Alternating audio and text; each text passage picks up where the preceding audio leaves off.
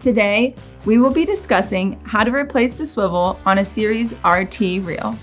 Before you begin, make sure all pressure has been completely removed from the system to prevent accidents. Begin by pulling out the hose completely and locking the reel into place. Next, unthread the hose from the swivel and set it aside.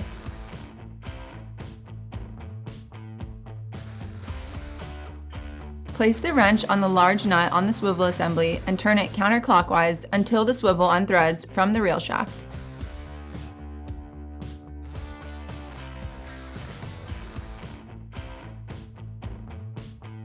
Inspect the shaft to ensure the threads are still in good condition.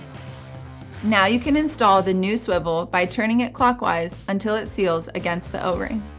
For medium and high pressure models, apply thread sealant to the new swivel before installing it onto the reel. Now you can install your hose.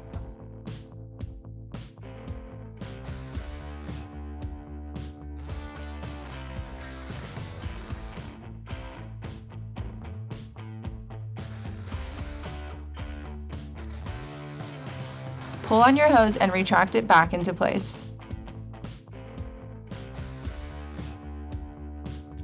Now you're ready to use your new swivel on your Series RT reel.